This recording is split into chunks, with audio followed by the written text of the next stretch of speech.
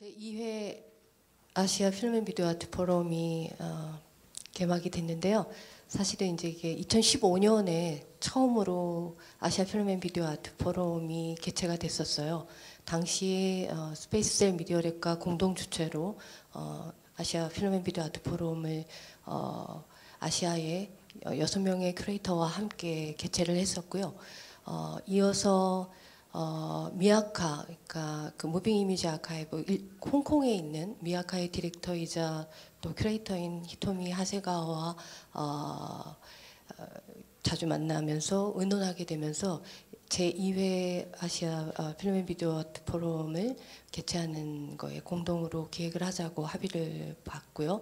그렇게 해서 주제를 선택하게 되고 또 히토미 하세가가 또 다른 아시아의 큐레이터 분들을 또 섭외를 해서 이렇게 해서 이번 포럼이 만들어지게 됐습니다. 제2회 아시아 비디오 아트 필름앤비디오 아트 포럼은 히토미 하세가를 비롯해서 신저우 또 인티게레로 또 러트위왓웡사 이렇게 4명의 큐레이터와 또 저가 공동으로 기획한 프로그램입니다.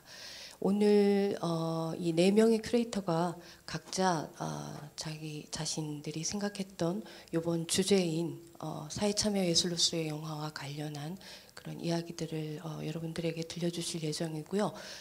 이 프레젠테이션은 그렇게 길지는 않을 겁니다. 그래서 대충 말씀드리면은 히토미 하세가가 먼저 시작을 해서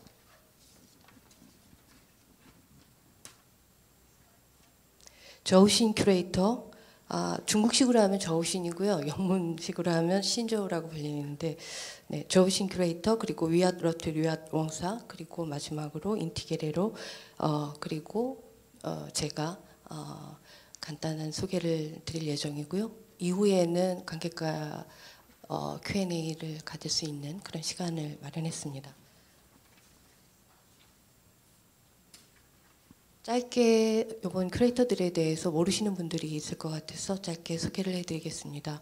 하세가와 히토미죠. 일본식으로 부르면. 하세가와 히토미는 현대예술 무빙 이미지 아카이브의 디렉터이자 큐레이터이고요. 이 미야카는 홍콩에 있습니다. 일본 정부의 어떤 지원금을 받아서 운영되고 있고요. 하세가와 히토미는 뭐 스톡홀름 쿨투르웨셋이나 뭐 댈러스 컨템포러리라든가 크로우 미술관, 뭐 여러 미술관에서 그러니까 공동 기획으로 참여를 했었고요. 또한 또 로테르담 국제영화제라든가 오버하우젠 단편영화제 등에서 셀렉션한 어떤 기획 프로그램들을 선보이기도 했습니다. 현재는 도쿄대학 예술 및 사회 포럼의 위원으로 활약하고 계시고요. 그리고 콜롬비아 출신의 인티게레로 큐레이터는 현재는 홍콩을 기반으로 활동하고 있는데요. 런던 테이트 미술관의 라틴 아메리카 미술 담당 부 큐레이터로 활동 중이십니다. 또 2011년부터 14년까지는 코스타리카 수도 산호세에 설립된 비영리 독립 아트 스페이스 데오로 에티카의 큐레이터이자 부예술 감독이었고요. 현재도 테이트 모던을 비롯해서 여러 유수의 미술관들과 협업을 하고 있습니다. 또 저우신 큐레이터는 역시 홍콩을 기반으로 활동하고 있는 연구자이자 필자이고요. 뉴욕 앤솔로지 필름 아카이브라든가 보스턴의 카펜터 시각 예술센터 ICA, 브루클린의 유니언 닥스 등과 프로그램을 협업하기도 했습니다. 러트위왓웡사는 푸켓을 기반으로 활동하고 있는 시네필이자 블로거이고요. 필름바이러스라는 블로거의 프로그래머입니다. 이 카페 리미아르라는 이름으로 영화 비평에 관한 페이스북을 운영하고 있고요. NIFF 치앙마이 리좀 방콕 일본 국제교육 기금 필름 프로그램 등에 참여했습니다. 자세한 이야기들은 각 그 큐레이터 분들의 프레젠테이션이 끝난 후에 질문과 함께 더 들을 수 있을 예정이고요. 오늘 그 이 자리에는 내일 아티스트 토크를 해주실 그 아난드 팟와르드한 감독님이 참석해 주셨고요. 또 좀 전에 강연을 진행해 주셨던 타카야마 아키라 작가님도 참석해 주셨습니다. 그래서 아마도 저희 그 토크 중에 좋은 의견들을 들어볼 수 있지 않을까 기대가 됩니다. 하세가와 히토미 큐레이터 분을 먼저 자리에 모시겠습니다. Thank you very much for introduction, Yoon-hee, and I'm really happy to come to Seoul this time for this project. Thank you for inviting me, all the Yoon-hee and film and video team. They are really great. So my name is Hitomi, and I live and work in Hong Kong, and I'm from Japan. And let me introduce first about the whole project, about the concept of the second Asian Film and Video Art Forum. This forum has a subtitle called NOC, Videos and Films on the Genealogy of Socially Engaged Art in Asia. So I'd like to talk 2 points.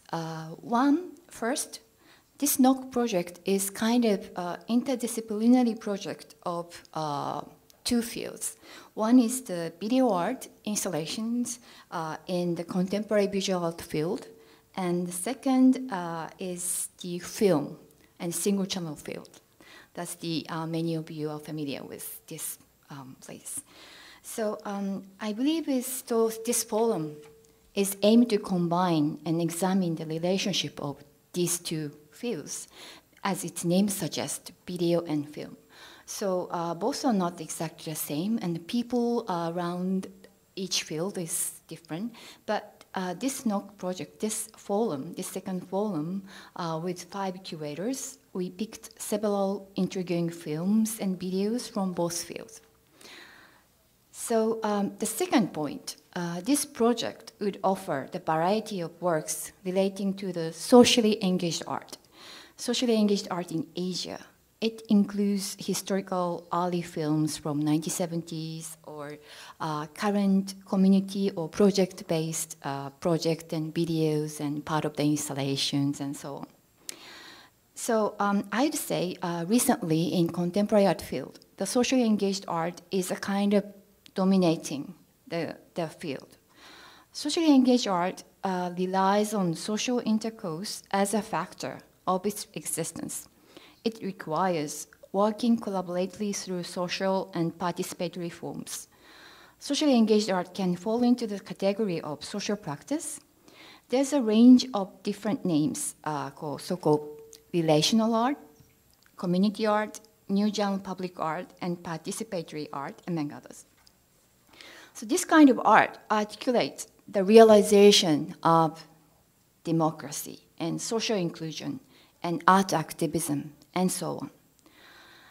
But it also could be fall into the just mere symbolical gesture. But even it's just symbolical gesture, it means something. It signifies attempts to realize something. So I think it's very important.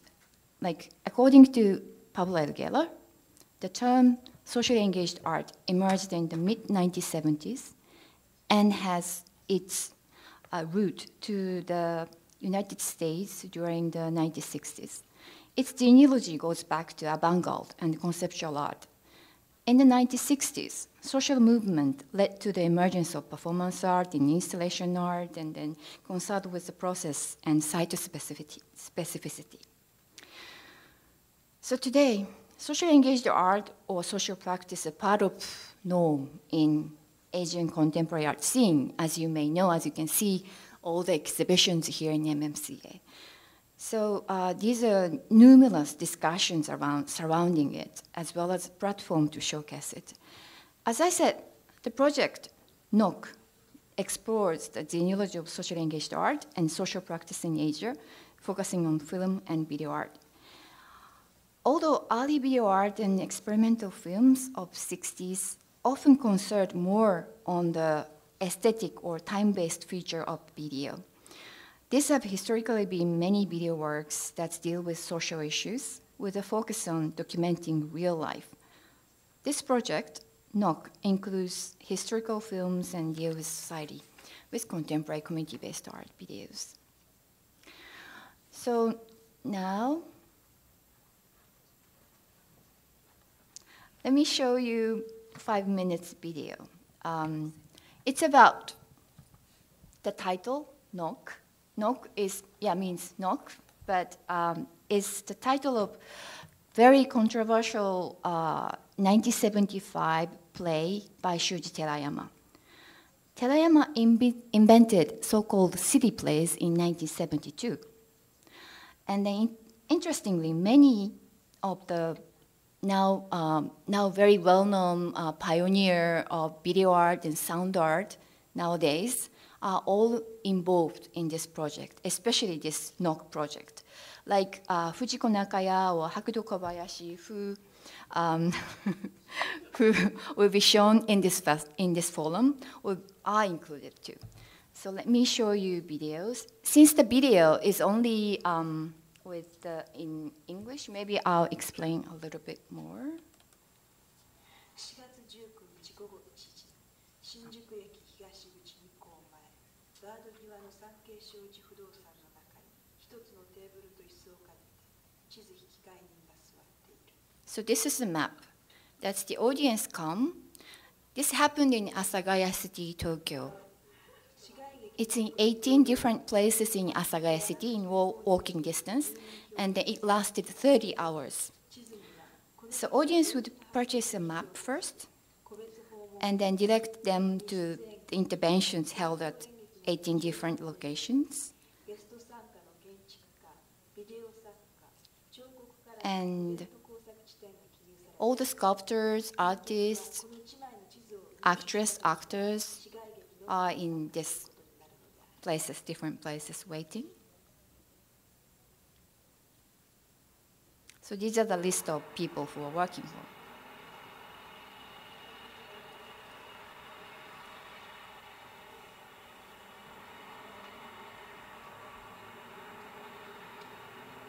So it involved numerous citizens. Even though they know what is going on, or even, mainly people don't know what is going on here. It's all different places, both public and private.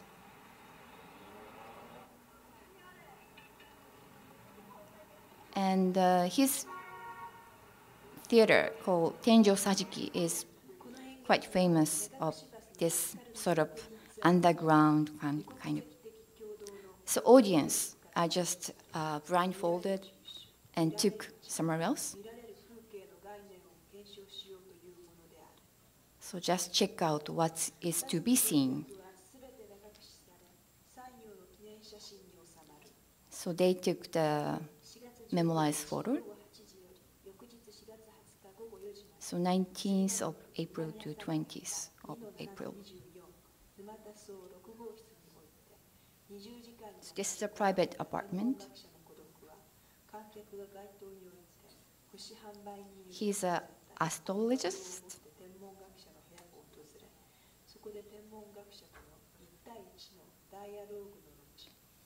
So audience comes here and then talk with him.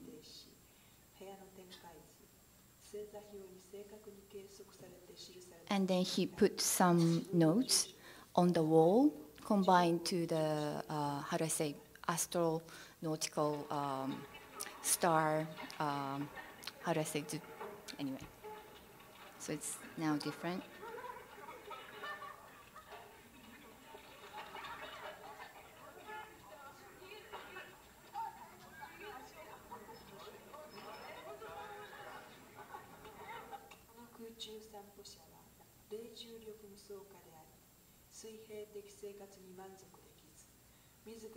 So this person is supposed to be not satisfied living on the ground, but he would like to live on the air.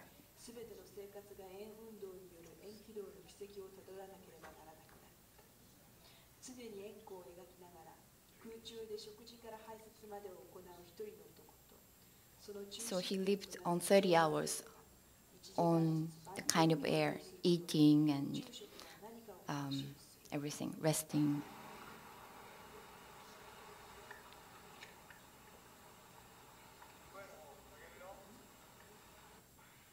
まず3つの箱を作り、その中に1人ずつ観客を入れ、 So there are 3 boxes, 私との伝達 and 何一つ持つことができず、 the audience will be put inside of these square boxes. So they can't see, they can't outside, they don't know anything. 家へ運ばれてきたことを知りの And then by truck, the audience will be transported to one place to another.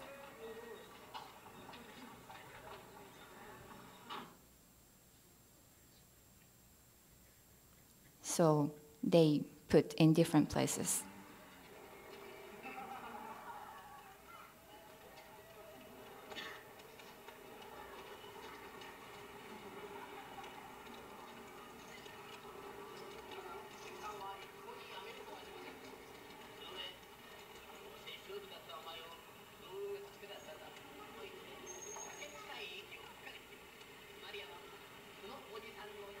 This film has been taken by early video artists called Hakudo Kobayashi or Fujiko Nakaya.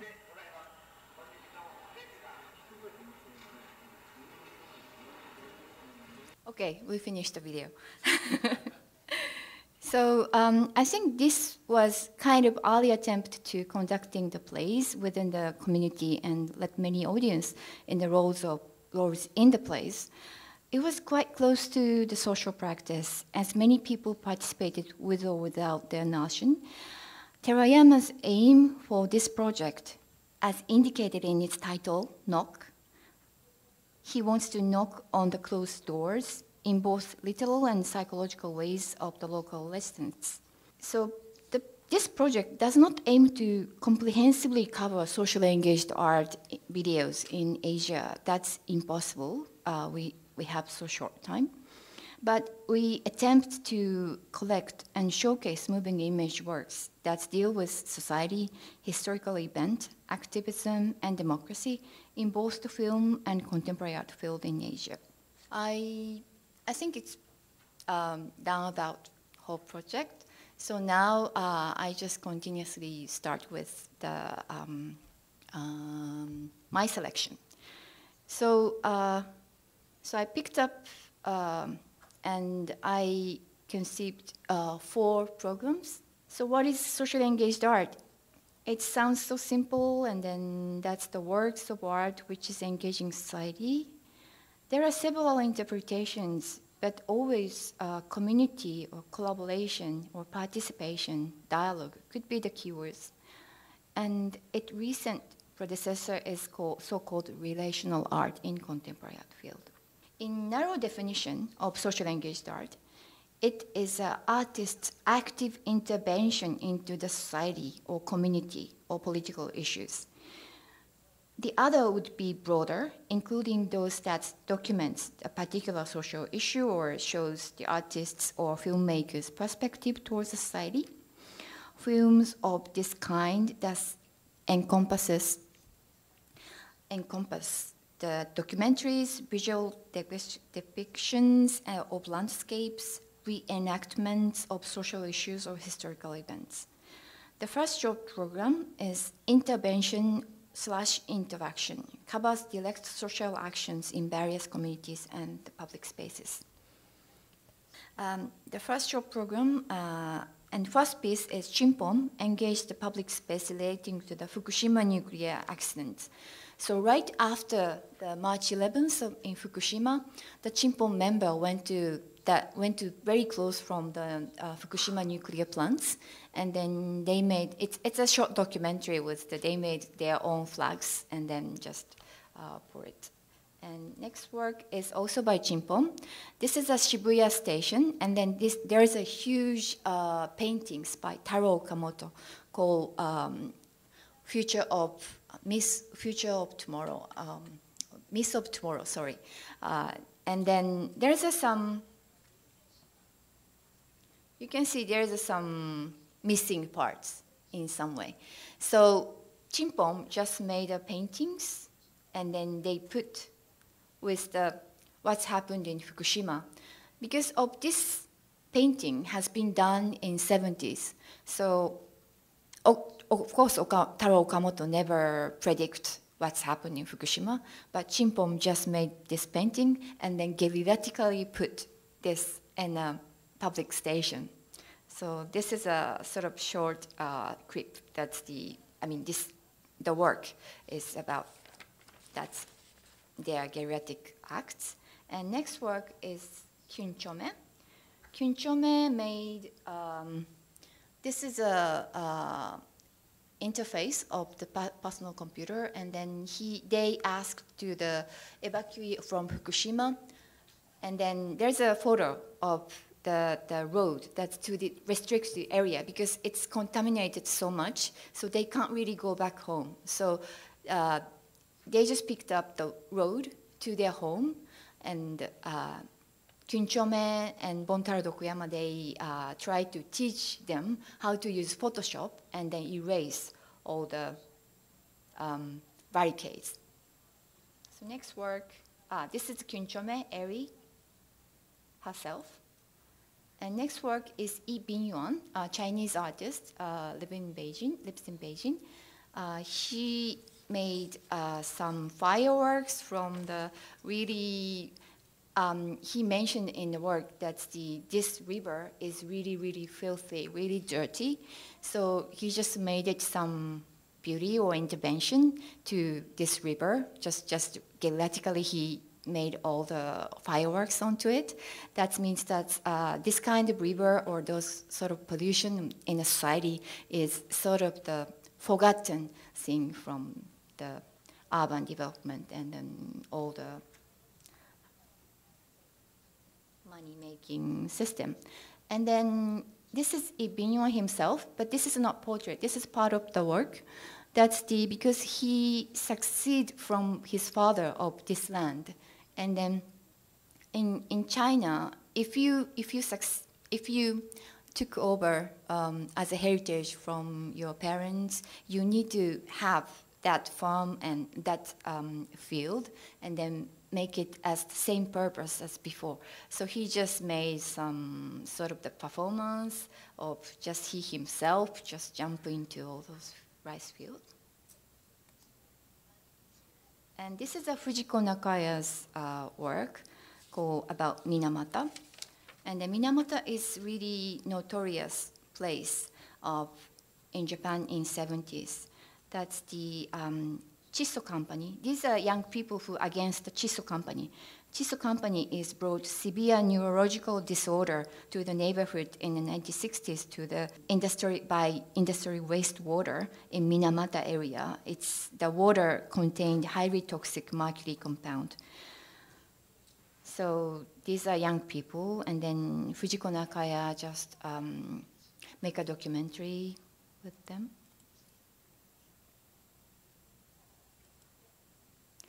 And this is Hikaru Fuji. He actually did the workshop in Korean young people, and it's called Educational System of Japan. So this is juxtaposed with the archival footages during World War II with the documentation of the Japanese education system. So he showed it to young people in Korea, and just reenactment of that. And then within the film, they don't show it, but all the archival films include some sort of the torturing scenes by Japanese armies.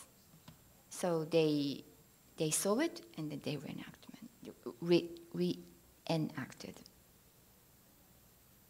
So this is the archival footage part of. This is another one by Moe-sat, Hands Around Yangon. He just takes some shot from the people's labeling hands in Yangon City, his city in Myanmar, and then that's just sort of very poetic and also very energetic film. That's working hands. And this is Moe himself, relaxing in sun. Next one, if you come to the opening you have seen, it's Li Xiaofei's film called Card of Coal. So it's a coal mine in the Guangdong province in China where the artist has a childhood memory.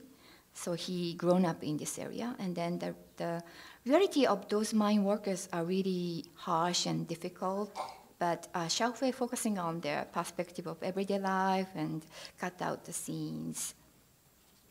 So this is a Taiwanese filmmaker and very famous photographer, Chan Chao-tan, and then very sort of juxtaposition of poetic scenes from Taiwan, and it's sort of road movie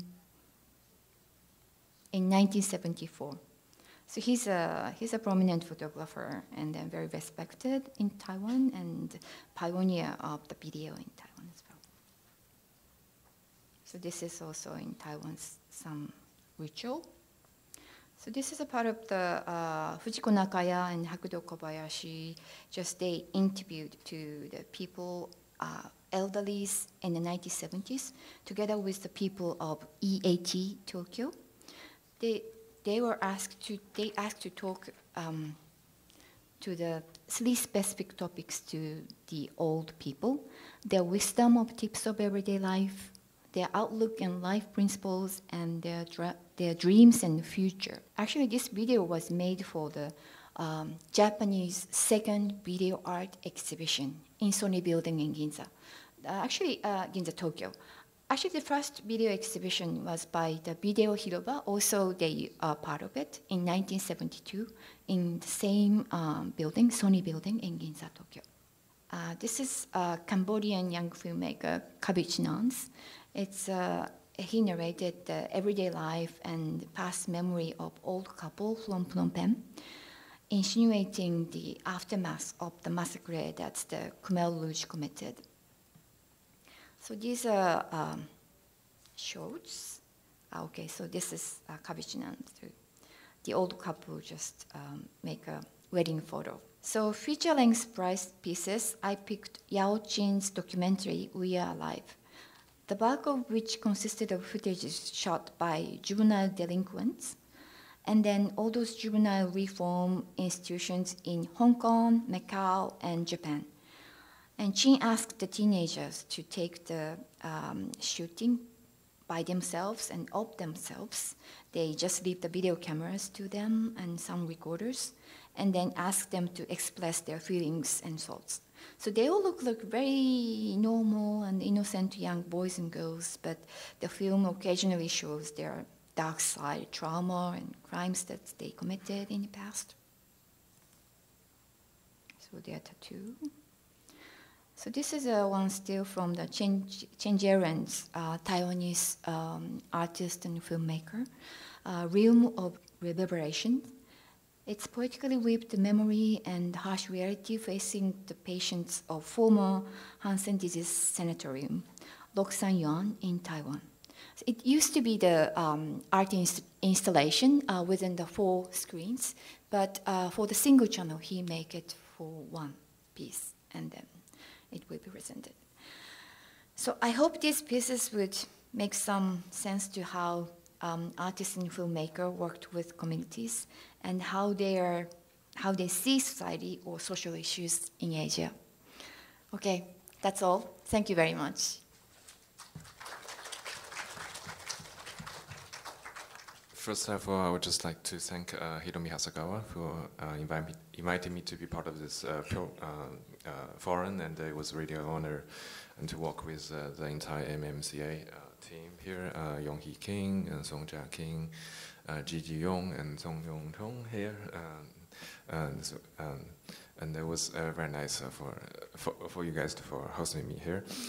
And there are some self-contradictions in the films that I selected for this forum.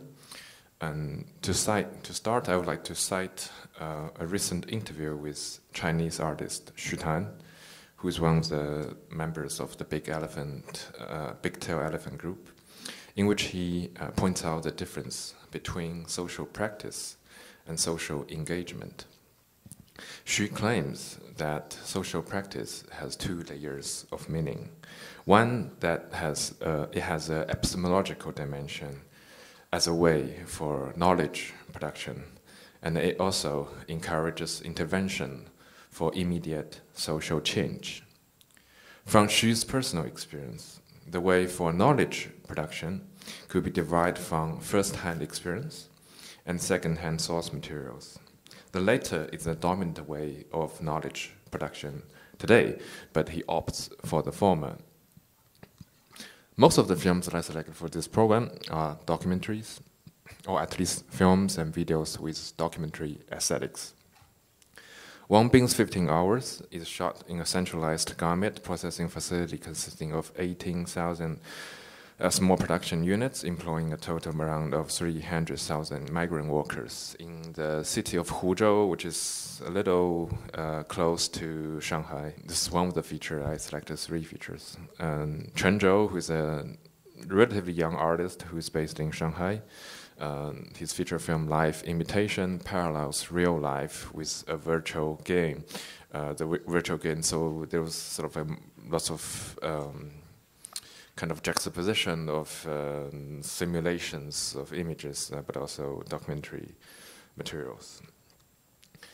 Zhu Shenzhe's Another Year captures 13 dinners of the family of a migrant worker over the course of 14 months.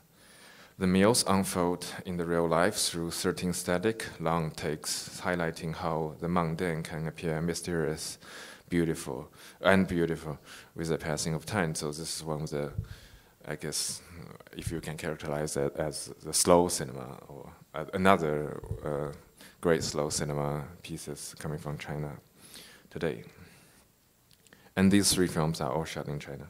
To echo the theme of this forum, film and videos on the genealogy of socially engaged art in Asia. So, and to echo a little bit about what Xu Tan said that I quote earlier, I would like to tweak the term slightly and characterize most of the films in the section that I put together, as they are not produced out of immediacy or a positivist belief in the real. Therefore, these are works that should be maybe better characterized as a kind of social practice, if not art. In a recent essay published on eFlux Journal, film scholar Eric Borson, who's based in London, has suggested the idea of reality-based community as an attempt to theorize the viability of observation in vanguard documentary. In the article, she refers to moving image works by artists such as Eric Baudelaire, Kevin Jerome Emerson, Lucien Costin Taylor, and Verena Prevo, who made Leviathan, etc.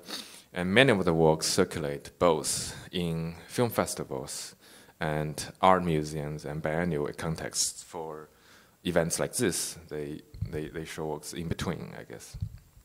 Here I quote Erica. To examine the vanguard of documentary theory and practice over the last 30 years, for instance, is to encourage a deep and pervasive suspicion to its relationship to the real, or more particularly a robust rejection of its observational model.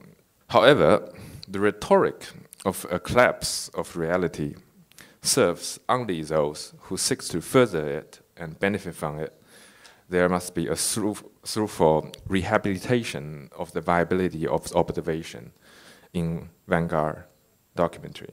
But we understand the idea of reality-based community or the imagined communities may have different implications in the context of Asia, in which I will talk about some of the like one shots program that I put together.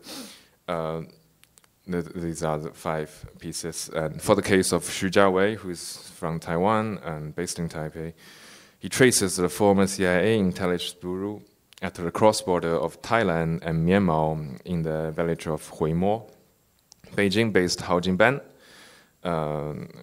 also a relatively young artist, spent 3 years interviewing and documenting a type of Western dance tradition that was banned for many years during the socialist era of the People's Republic of China. Kuala Lumpur and Taipei-based Oh Shou Yi who is ethnically Chinese but born in Malaysia, used a fictional film studio, namely Crease Film Studio, to recount the subtle connections between the 1950s and 1960s Asian-Malaysian film industries and the history of the Cold War. I wish I can have the slides, but I'm just sorry that maybe you can, if you have the catalog, you can see some of the info of the films. And also, film curator and artist George Clark, coming from London, makes many travelogue films during his visits in Asia with his 35mm and IMO cameras. So these are the pieces that is basically 3 or 2 to 3 minutes. That is going to be the intertitle for some of the mid-range shots in the shots program. And to end this presentation, I think I will need to show you, and to mention about the self-contradiction of this selection. I would like to show a different take on cinema, a revolutionary one, which was made in 1978 by a group of radical leftist artists and performers in Hong Kong. One of them is Mok Chi-yu, who is very deeply involved into the democracy and social movements here, and so I would like to show it was made in 1978. So this is one of the pieces that found out when I was working in Hong Kong for the past 1 year, and so okay. Oh. 有革命咁樣利用電影。一般嘅電影，無論係喺電影院放嘅、大會堂放嘅、藝術中心放嘅。 無論係毛片、打鬥片、藝術片，喺香港呢個咁嘅資本主義社會裏邊，基本上就係商品、消費品，而觀眾只不過係被動嘅消費者。就算係一出以社會主義革命運動為內容嘅電影啊，觀眾亦都脫離唔到扮演一個被動嘅角色。如果你認為真正嘅社會主義革命係要由千千萬萬獨立自主同主動嘅個體去完成嘅話咧， 咁樣差唔多所有嘅電影啊，既然都只係要求觀眾嘅被動性，就完全都未曾發揮過真正嘅革命嘅作用。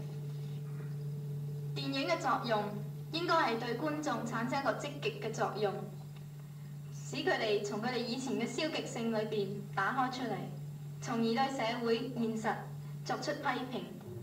Costa Gavras, Anti-Gavo 佢哋嘅電影正係想企圖做到呢一點，無論係大風暴、戒嚴令等等嘅電影都好，佢哋能發揮嘅革命意義都係值得懷疑嘅。點解 Costa Gavras, Anti-Gavo 嘅電影都唔能夠有效咁樣發揮到革命性嘅影響呢？我哋覺得呢個係因為基本上呢啲電影始終都係受制於呢個資本主義制度，佢哋嘅電影始終都係以商品嘅形式出現。 同時，亦都係將觀眾看待成為一個被動嘅觀賞者。同樣，香港都有好多有志嘅新嘅一代嘅文藝青年，佢哋都紛紛投入電視台工作，妄圖通過電視呢個咁嘅媒介做到有意義嘅工作。佢哋冇錯拍攝出好多有水準嘅電影嘅電視片，佢哋嘅工作同革命係毫無關係嘅。毛主席教導我們。 要正確地處理人民內部矛盾和敵我矛盾。毛主席說：人民與官僚階級的矛盾是敵我矛盾，人民必須打碎官僚階級和他們駕馭的國家機器，人民也必須打倒我。這是一個階級推翻另外一個階級的革命。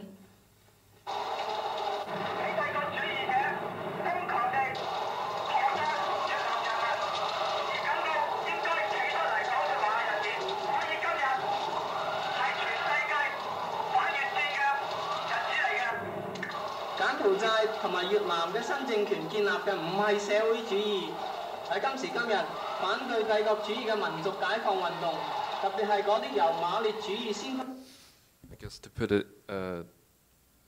for those of you who can read the subtitles, it's basically a Marxist or Maoist Hong Konger who's trying to do a more of a capitalist kind of critique about. It was begin with the capitalist critique of the intellectual use, or 文艺青年, we use it in Chinese order, and then it further talking about some of the political situations back in the 70s and late 70s.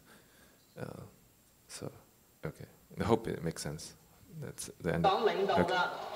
Thank you.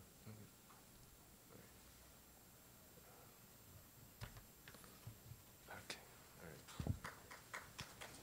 right. Hi everyone. First of all, I'd like to thank to Hitomi and Yunhee for inviting me to the very big screening like this. So I will introduce the selection of mine in the program. I think some of you will read the catalogs, and my selection is mostly come from Thailand and one Vietnam films. And because they are, I think you know nothing much about the historical context of Thailand. So I decided to talk about the films and the historical context of each one. First of all, I start with Thong Pan. Thong Pan is shot in 1976, some months before the 6th October massacre in Thammasat University, which you see in the right side of the slide. Thong Pan is talk about it's a fiction film about the guy called Thong Pan. He was the one who was the worker who was forced to leave his homeland because the government want to build a dam in Mekong River. It's come from the real events. There are one dam that the government forced the people to leave their lands to do the dam. And in case of Thong Pan, first he was forced to leave his land, and he moved to another province of Thailand. And then the government said that they want to build a dam again, so Thong Pan have to leave again. The story is about the student from Bangkok come to some province in northeastern and invite Thong Pan to be a seminar about the dam making in Thailand. So Thong Pan come to Bangkok with the students, and but he cannot speak what he like to speak. The problem of the film is there are scenes that you see in the lower side. This scene is the seminar scene in the film, so it was nothing real. It's just a seminar scenes in the films, the shooting in the film. But there are one newspaper using these scenes to provoke people to say that this is a communist conference, because they are involved some of politicians and intellectuals. So when this is published, this film was thought that it was a communism things, and it is the one reason that led to the massacre in 1976 in the Thammasat University. Right now, 40 years ago, we still not know the numbers of the victims, but the film was never screened at that time. It screened maybe 10 years after that for one time, and not so many people seen it. But in maybe 2008 or 2009, they released in a DVD. So lots of people can see it now, and this is an important one when you're talking about the political film in Thailand. The next is Boundaries. Boundaries was screened in 2013.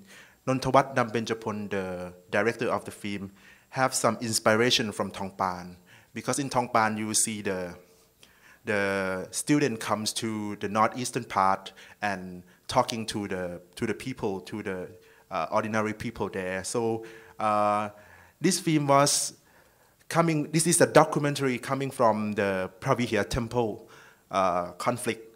It's a conflict between Thai and Cambodia during the 1962 after the colonial time, because this temple was lying in the boundary between Thai and Cambodia, and Thai and Cambodia wants to own the temple. So they sue, the Cambodia sue in the World Court to claim that Pravihya Temple was was there. So in the 1962, there first conflict between Thai and Cambodia, but it was getting down because the World Court doesn't exactly judge who is the owner of the Pravia temple. But during the PAD and PDRC movement in 2009 and 2011, this becoming raised again to protest the ex-prime minister Thaksin Shinawatra, because lots of people claims that Thaksin want to give the Pravia temple to the Cambodia. So this is one of the reasons that brings people to do the protest against Thaksin, and then led to the coup later. And this documentary followed one of the soldiers that Nontawat farm in Bangkok, who was lived there in the district that Pravia temple stand. And he followed that soldier and go to Pravia temple and go to Cambodia to understand what's really happened there, how suffer people in the border have to sacrifice themselves to the nationalism, because the Pravia temple conflicts is used for the domestic political situation in Thailand and in Cambodia. The next one is two films seized together in a program of subalternity, which I use this from one argument in subaltern study is about the people who cannot speak for themselves and the people who have to represent through others. This movie is a Purple Kingdom, is something mixed between fiction and documentary. The main character in the film is the wife of Billy. Billy is this guy. Billy, he is an ethnic living in Kanchanaburi. Is a Pakakayaw ethnic. Pakakayaw ethnic never claimed to be Thai people. So they live in the forest, and Thai government want to fled them from the forest because they want it to be like a national park, so you cannot live there. But Pakakayaw lived there for more than 100 years, generation through generation. So Billy is the Pakakayaw person who fight for the rights to live where they live. He was kidnapped and disappeared from 2014 until now. We never found him. And Pimpaka Towira, the directors of the films, she very close to Munor, the wife of Billy, after the incident. So she filmed her and her dreams, and cross-cut between the fictional stories about the woman who were the wife of the soldier, and her husband was lost in the forest. So you will see the woman in the fictional films go into the forest with the soldier to find her husband, cross-cut with the loss of Munor and her children. The next one is from Vietnam. It's the letters from Panduranga. Nguyen Trinh Thi is the founder of Hanoi Dog Lab. She was the one who creating the group of filmmakers in Hanoi to train people to do documentaries, and she also do some documentaries. This story is about the Cham people. The Cham people is the Muslim ethnic in the center of Vietnam. The Cham people was an ethnic people in Vietnam because mostly they are Vietnamese. And she found out that in 2020s, Vietnamese government want to do the nuclear plants on the Nan Thuan, which is the place that Cham people live. So this is the nuclear plants on the lower side. So she goes there and film the Cham peoples, and she wrote a letter to her colleague, and this is moving images of the Cham people, and the letter from the director who cannot becoming a part of the people she wants to be with, is the people who cannot speak for themselves, and she cannot speak for them either. The next one is three films consists into the political things in Thailand. First of all is the Dreamscape. Dreamscape is a project combine video and landscape art.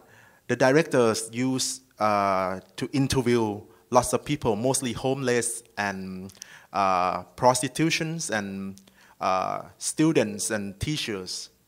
And he interviewed them about their dreams, the dreams of the heroes. And the directors wants the subject to draw the hero of themselves.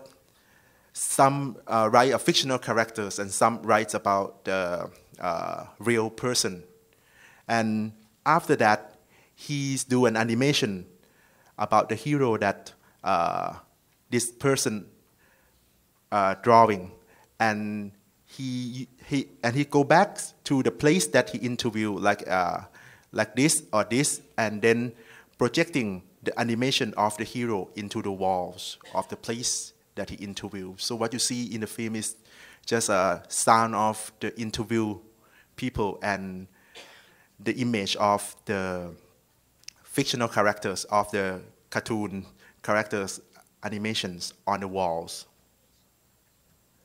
And this is the documentary called Mr. Zero from Natcha Tanti Vitya Pitak. This is the documentary about the writers. His name is Bandit Aniya. He was accused by 112 law or Le Majesty law, if you know about that. When someone sued by Le Majesty law, which means you insulted the king. The process of Le Majesty law is quite hard to defend because you cannot defend yourself in the public. Because if you defend yourself in the public, it means repeating the insulting of the king again. So when you were sued by Le Majesty law, 99.5% means you have to be caught in jail without defending. And Bandit Aniya was sued by this law for 3 times. The first and the second time, he was not into jail because the court say that he is crazy. So if you are crazy, you don't have to go to jail. But he still have one more suit about the Le Majesty law. This documentary follow him and his lonely life. He was very old and have some cancer. And he live alone, and the director just follow him and see how daily life about him. And this case is still going on. The last one is music video. It's called Drinking Tears, Mending Hearts, Drink Till Everlasting Drop, which is the lyrics of the music. This film is made by Nok Paksanawin. He is the doctor and filmmakers. Come back to Tongpan. One of the team of Tongpan is a guy called Surachai Chantimathon. He is one of the songwriter and singer, which is very famous during the 70s because he the head of the band called Caravan. At that time, Caravan is student groups and songwriters that writing a protest songs and used to accuse as a communist. But right now in 2017, Surachan Chantimathon is one of the PDRC team, which means he is becoming like a right wing now. And so Nok Paksanawin used his song, which is originally talk about the woman who was said that she get HIV, and she's a model actress, and because she someone said that she have an HIV, she have to leave the society and live alone. But Nok used this music compare with the events of the workers. There are cases of workers in Triumph brand, you know, the underwear brand, the women underwear brand. They laid off workers without paying. So the worker fight back to the Triumph band. After that, they gather themselves and making a factory to produce the underwear by themselves called Triumph. Try to ironic with Triumph. So Nok go to the factory and film the female worker. Mostly the workers in the Triumph factory is a woman. So he films the factory workers, and the factory workers sings these songs: "Drinking tears, mending heart, drink till everlasting drops." So this is all of my program. Thank you.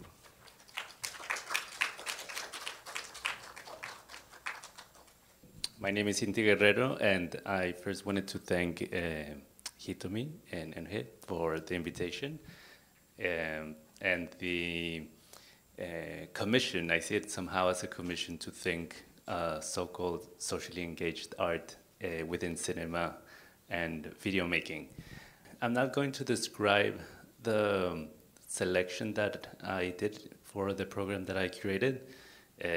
It's in your program. The synopses are quite in detail, but I will talk just a little bit about the movie of the stills that you see behind me a bit later on, because some of you in the room might have seen it already. It was one of the films that was screened during the opening night. So I have many thoughts around, again, this commission. And well, first of all, and maybe echoing towards, first of all, unpacking what Hitomi was describing as what is socially engaged art within contemporary art itself. And the first and only artist that I would just mention of understanding that so-called participatory art, that relational art, is an artist such as Hirschhorn, which some of you in the room might know, the Swiss artist who was very famous for making small pavilions in specific communities in cities where he would be invited to create his installations / community spaces. And what you understand from that socially engaged art is that the experience of art itself occurs and is validated by the experience of its participants. And it is, as we saw in the talk before this forum, that Akira described us with his projects, we as spectators hardly experience the greater experience, which is actually experienced by the participants of the activities that were done either in Tokyo or in Frankfurt. And so we only see the documentation of those experiences. Now, when thinking of how could a film or a video in itself be socially engaged, it was somehow of a challenge, no? To think of how do we think of a moving image medium have a similar or a connection with genre in art where there is this engagement or this participation, no? So to think about it, on one hand, and I think also resonating with the co-curators who just spoke, there's definitely somehow an approach towards bringing certain aesthetics of documentary filmmaking, yet not being entirely documentary. And in my case, the selection that I've made, how I propose it is that they are indeed films or videos that have a focus on a specific social group. No? So there is a specific social group that is being represented. And as you saw in the previous presentation, in certain cases there's somehow a link of trying to portray minorities within macro narratives in different contexts. the selection that I specifically made, aside from having that interest on how to represent a specific group, there's also a certain intervention, or something happens or is ignited by the film directors or the artists, which is some kind of a gesture which is beyond having the camera only witnessing or framing reality. In a sense, there's something that the artist or the filmmaker places or stimulates within the frame, or even in the post-production, in the editing, that creates something that is not just the representation of reality. Maybe I feel personally that these little changes within, or interventions within what is being portrayed becomes ever more relevant in today's own form on how we document our own reality through our smartphones, and how we see the lives of others even actually being streamed live, which is, as you know, the new feature of Instagram is basically that you are literally live streaming and witnessing the life of others continuously, no? And almost like a window towards other people's lives. In these films, those, as I called, interventions, they don't necessarily lower the veracity of the reality, but they actually make us think critically on what is being portrayed. And on the other hand, the social group that is being portrayed in each of these films, they have indeed an experience that occurs because of how the film was made. So in that sense, it's related on how we think of participatory art in contemporary art sense, like the groups of people who are in the film do have some kind of an experience that could have only occurred because of how the film was made or edited. And we are, as spectators, do have a certain idea of how this social group can be represented beyond just being, as I've said, being, I don't know, documented without any intervention. So just to make that more clear, I've just made a selection of 3 stills of the work of Phil Collins, which is, he is a filmmaker from the UK. And something important also in the selection that I wanted to do is that I wanted to question the notion of Asia in terms of not only bringing artists and films produced by filmmakers born in Asia, but in this case, an artist from outside who has made different works within the region. And I think that resonates also the inclusion of George Clark's inclusion of your program. How can other voices go beyond this idea of this ethnic self-representation, no? So Phil Collins is a filmmaker, artist, very well known for working with youths and representation of youths around the world. Every time that he travels either to Palestine, to Indonesia, he's interested to link how to represent youth culture in this context, and very much connected to his own British pop culture. A film that is not in the program, but for you to get an idea of how he works. In Indonesia, for example, he made kind of an open call for the fans of the Smiths band, a British band, fans in Indonesia, and created a scenario where people could lip sync karaoke to the Smiths, and he recorded non-stop, like for 2 weeks, Smiths fans from Indonesia, and with that documentation created a whole video installation. And it shows somehow these layers of Anglo-Saxon pop culture, how it's represented outside of the West, and how it's adopted in that case in Indonesia. In this case, what you see here is a film that he did in Malaysia, but it was a commission for the Singapore biennial.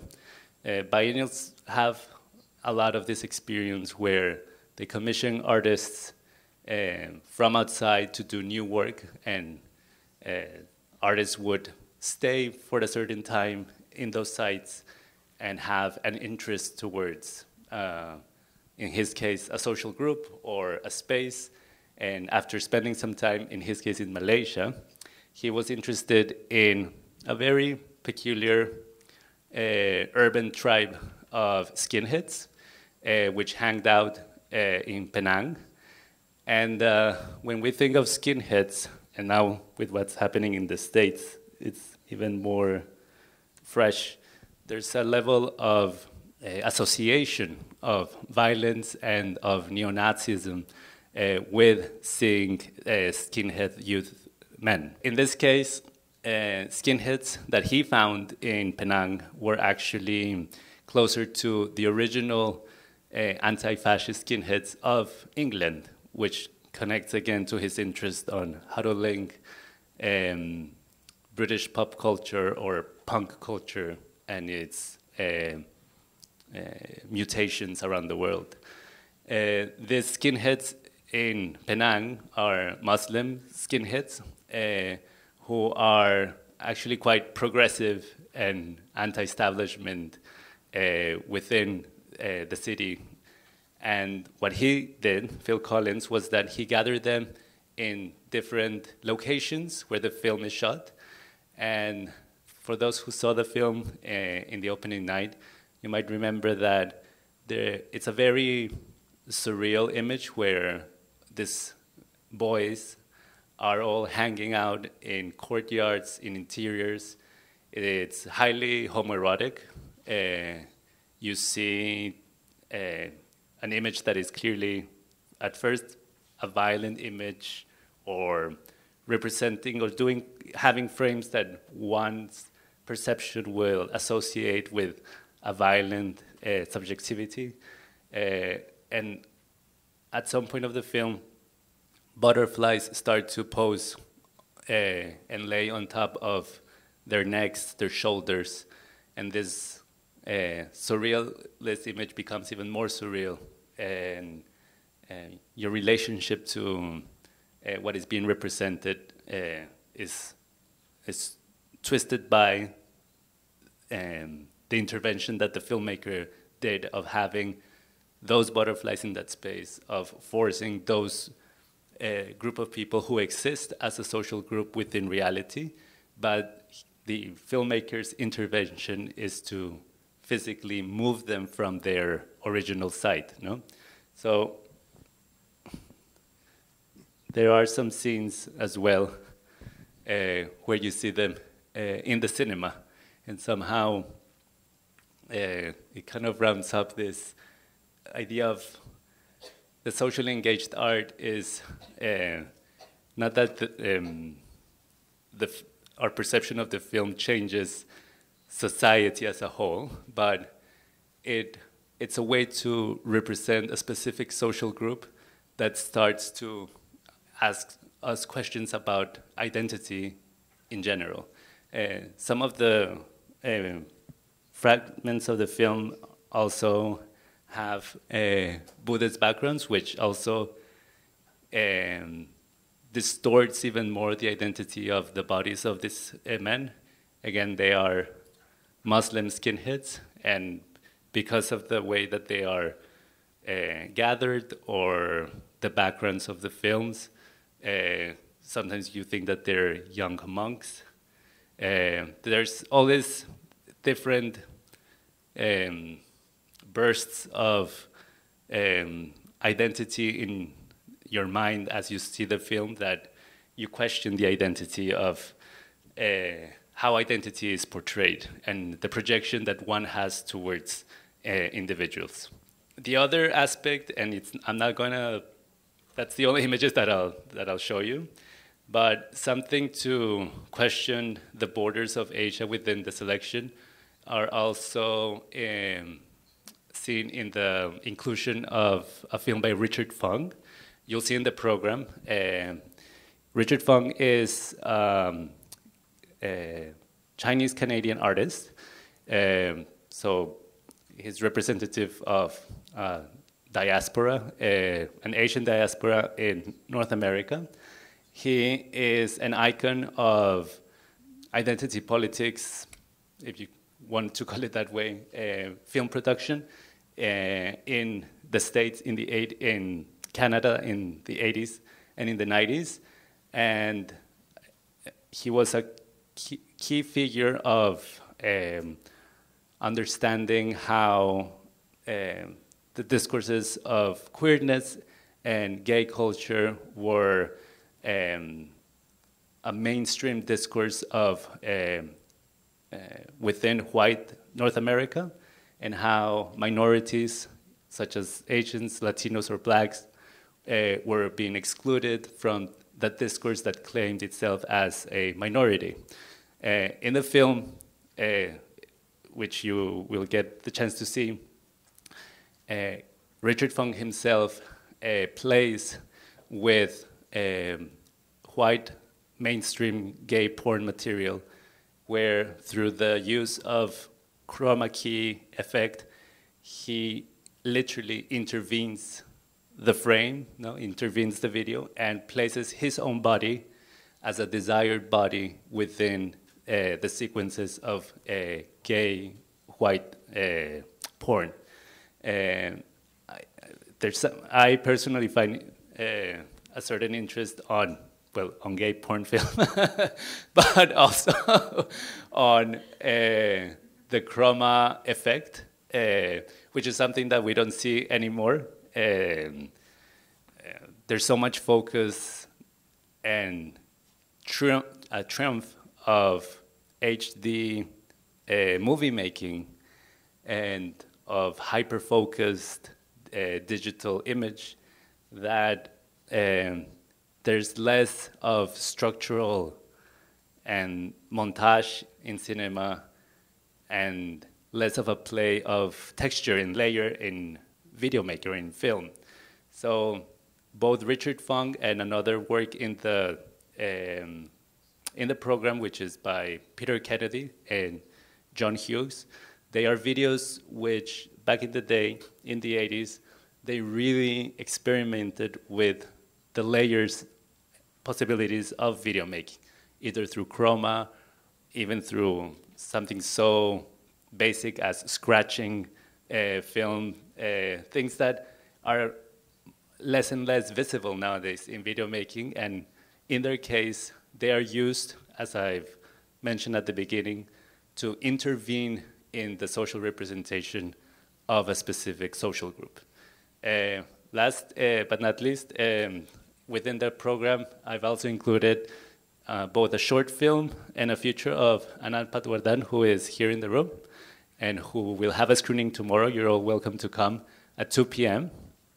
And in his case, there's no gay porn, but in his case, the intervention is more done through, in the short film that you will see as part of the program, how music and lyrics, and of course, this experimental montage finds its way to represent a specific social group, a minority, a social struggle. But again, not just having the camera being the witness or a passive presence. It's never passive, but let's say just having the lens open but actually doing something within the frame that changes our perspective towards that social group. In his case, the lyrics of a song sang by a poet, a man who appears in the frame. The composition of that song was made jointly by the filmmaker with two poets that they ignite our critical view towards understanding the caste system in India. And had they not done the lyrics in such a way, had they not placed the music within the film in a certain moment, we might as well not have that critical view towards understanding the unjust caste system in India and the instrumentalization of Islamophobia, how it's deployed to practice and create Hindu ethno-nationalism. I think that's it. Yes, so as you could tell from the selection, it's quite tutti frutti. It's quite broad.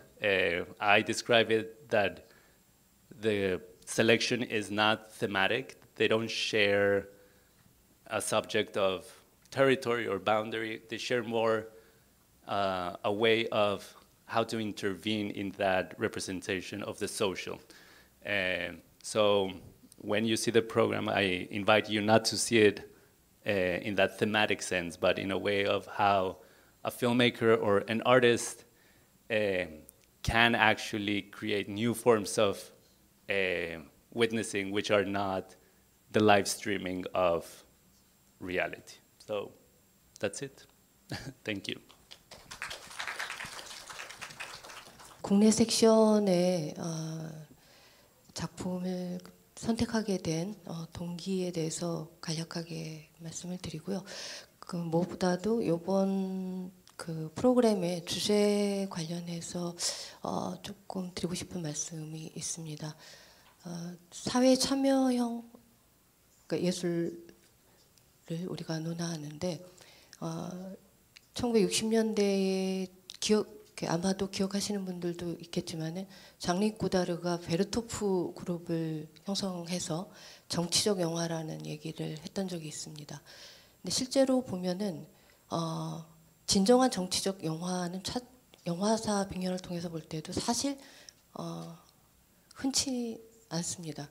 그러니까 왜 그러냐면은 그 참여형, 그러니까 사회 참여형 예술이라는 것이 일종의 어떤 현상을 잘못된 것들을 비판하거나 폭로하거나 또는 또 어떤 메시지를 전달하는데 도구로서 사용될 때에 미학적인 위치는 어디에 있는가라는 질문과 항상 관계를 맺기 때문에 사실 쉽지 않은 그런 이야기라고 봅니다. 그래서 사회에 어떤 그 참여하기 위해서 작가가 무엇이 필요한 것인가 라는 질문을 본질적으로 가질 수밖에 없는 것 같고 또 영화가 과연 생각하게 하는 그런 의미에서 객관적인 어떤 그 관점을 제공할 수 있는지에 대한 의구심도 항상 가질 수밖에 없다는 생각도 듭니다. 저희 상영작 중에 이제 공동정범이라는 작품인데 이 영화는 두 개의 문이라고 해서 용산 참사가 있었던 당시에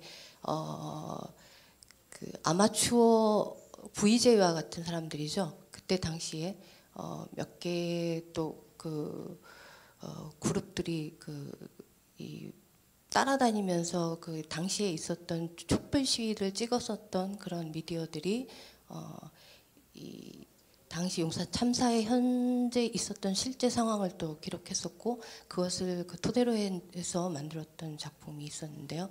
두 개의 문에 이어서 이제 두 번째 파트가 공동정범인데 이 공동정범 같은 경우에는 실제로 있었던 것에 대해서 우리가 알고 있는 것들을 다시 생각해 보게 하거든요. 그래서 거기에는 무엇이 옳고 그른지에 대해서도 사실 약간 혼란감을 가질 수밖에 없게 되죠.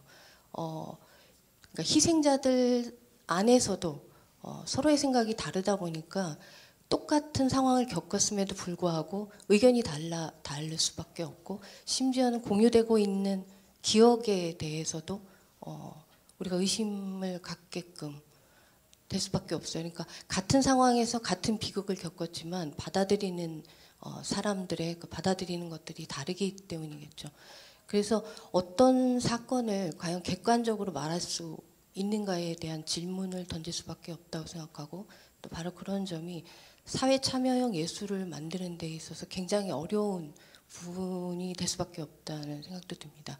그래서 저희 나라 같은 경우에는 우리가 흔히 다큐멘터리 장르에서 이제 액티비즘이라고 부르는 그런 작업은 사실 꾸준히 제작되어 왔고, 사실 지금도 만들어지고 있는데, 그게 이제 뭐 농민 운동이라든가 또는 노동자 문제와 관련해서 다큐멘터리 영화들은 사실 아주 많지는 않지만 지속적으로 만들어져 오고 있어요. 전에 여기 필름앤비디오에서도 상영했었던 김미래 감독님의 산다라든가, 그러니까 불법 해고된, 고용 해고된 사람들의 이야기를 다룬 영화처럼 그런 작품들은 만들어지고 있는데, 이것이 과연 그 어떤 연대를 이룰 수 있는가, 또는 하나의 운동의 차원으로 갈 수 있는가라는 질문은 여전히 남는다는 생각이 들고요. 예를 들면은 아주 오래전에 80년대 때 한국에서는 이제 그 장산군매라고 해서 운동 차원의 어떤 영화 그룹이 형성된 적도 있습니다. 근데 그것이 과연 정말 영화적으로도 같은 어떤 그 가치를 가지고 있었는지에 대한 토론은 항상 논쟁은 남아 있었고요. 그래서 저는 국내 섹션에서는 이런 액티비즘의 영화, 어떤 메시지를 전달하는데 강렬한 메시지를 전달하는 영화보다는 좀 반대의 입장에서 생각을 해봤어요. 그래서 자기 자신이 반영된 영화를 통해서 사회를 또한 우리가 바라볼 수 있을까, 그런 역할을 하는 영화들을 찾아보고자 했고, 국내 작품 중에서는 저희 셀렉션된 공동 정범을 비롯해서 미군과 크로마키라든가 또는 밤섬, 해적단, 서울 불바다, 또 입석 부근, 또 강상우 감독님의 두 편의 단편, 클림이 우리는 없었던 것처럼, 또 몽유도 언덕, 이런 작품을 셀렉션하게 되는데, 이 작품들이 보면 과연 이게 사회 참여형 예술로서 바라볼 수 있는가라는 아마 의문을 가지실지도 모르겠다는 생각이 들어요. 근데 가만히 살펴보면은 이 영화를 보다 보면은 우리가 살고 있는 공간에 대한, 그러니까 늘상 걸어가고 있는 공간들이지만은 제대로 서울이라는 공간에 대해서 인식하지 못하고 있었던 그런 기운이라든가 공기, 이런 것들을 보여준다거나, 또는 우리의 어떤 역사, 문학적 어떤 그 사례나 역사 속에서 있었던 잊혀졌던 어떤, 지금은 얘기 별로 하고 있지 않은 어떤 소설의 일부분을 텍스트를 어떤 자연경관의 이미지에다가 텍스트로서 삽입하는 식의 작품, 입석 부근이라든가, 또는 또 몽유도 언덕처럼 푸티지 이미지를 굉장히 그 저화질의 이런 푸티지 이미지들을 몽타주를 이용해서, 그러면서 우리가 속해 있는 세계에 대한 공포와 불안감에 대해서 보여주기도 하거든요.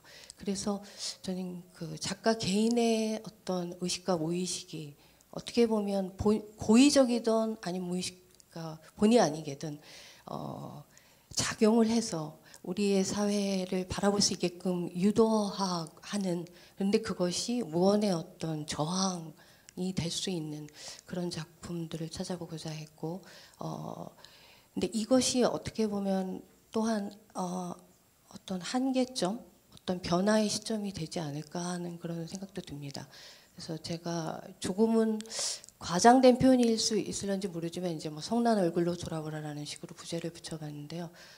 그 이유는 이제 뭔가 아직 터지지 않는 것들이, 혹은 마지막 막바지에 이른 어떤 시대를 살아가고 있는 게 아닌가 하는 그런 생각도 들어요. 그러니까 그 지금 작업하고 있는 독립영화나 실험영화 쪽 혹은 무빙 이미지 씬에 있는 그런 아티스트들도 마찬가지이지만 우리가 뭔가 연대해서 한 목소리를 내고자 하는 공통의 어떤 방향으로 작가들이 연대한다라는 것은 사실상 어떻게 보면 불가능한 시점일 수도 있고 그러나 관객을 어떤 식으로 영화 속에다가 끌어들일 수 있는가 그래서 관객의 의식을 변화시킬 수 있는가에 대한 어떤 그 방법론에 대한 연구 이것이 갖고 있는 좀 여러 가지 한계점들을 생각해 보게 하는 그런 작품을 선택하고자 했고 또한 요번에 이제 저희 그 국내 섹션뿐만 아니라 전체 모든 프로그램에 그 셀렉션된 작품들이 다 그런 공통된 질문을 던지고 있다는 생각이 듭니다. 일단 저희 큐레이터 분들 모두 다 모시고 이제 좀 토론을 해보도록 하겠습니다. 일단 좋은 프레젠테이션 해주신 큐레이터 분들 네 분의 큐레이터 너무 감사드리고요. 저희가 공유해야 될 굉장히 많은 질문들이 있는 것 같습니다. 근데 일단 저는 우리가 어떤 그 질문들을 던지기 전에 여기 이 자리에 와 계신 아난드 파다르단 감독님의 얘기를 한번 들어보고 싶어요. 굉장히 위험한 작업을 인도에서 계속 하고 계시고 사실 저희가 그 감독님이 와 계시다라는 걸 인도 대사관에는 말하지 않았습니다. 혹시라도 걱정스러운 일이 일어날까봐. 그래서 아난드 파다르단이 몸소 실천하고 있는 작업 지금 계속 작업을 하고 계시기 때문에 이런 그 사회 참여 예술로서의 영화를 그 실천하고 있는데 어려운 점이라든가 이런 얘기들이 좀 있을 것 같아서 아주 간단하게 조금 얘기를 들어보고 우리가 또 관객과의 질문도 받고 그랬으면 좋겠습니다. Yeah, I don't think we should exaggerate the physical danger because when you talk about it, it gets worse. So it's better to ignore it. I've been making films for 40 years, and I never went to jail for making a film, and I never got physically beaten up for making a film. So we'll put all that into perspective. What has happened very often is that my films get censored, meaning attempted to be censored, in the sense the government of the day, and this includes all the different governments that have come to power in the last 40 years. They all tried to stop the films in one way or the other. But what is also perhaps a credit to the strength of our constitution is that I was able to win my cases in court in the end, and so these films could not be stopped. They could not cut a single frame from any of the films because we have a censor board that every film ever made in India is supposed to be legally, you have to show it to the censor board and they have to approve that it can be shown to the public.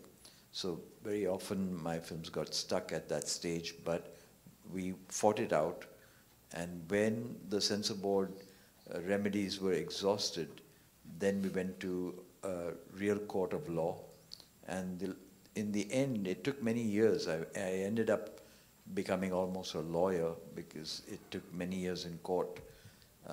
In the end the films did get cleared by the censor board, and then came the next round of battle, and that is that the films, even if they get censored, the real censorship in countries like mine, and actually anywhere in the world, is the censorship of the marketplace. So that you can be legally allowed to show a film, but that doesn't mean that people will get to see your film, because the commercial, those who control commerce don't want this kind of film. So I then fought cases against the national television because some of my films had won national awards. That how could the government give me an award and then say that my films cannot be shown on TV? So with those cases also we won, And I've won 7 court cases, both in the High Court and in the Supreme Court, to force the national TV to show these films. So, in a sense, this is an ongoing battle. But you're right that the present situation is a lot worse than it has ever been, because we have a very right-wing government, fundamentalist, driven by the fundamentalist ideology, the ideology that killed Mahatma Gandhi.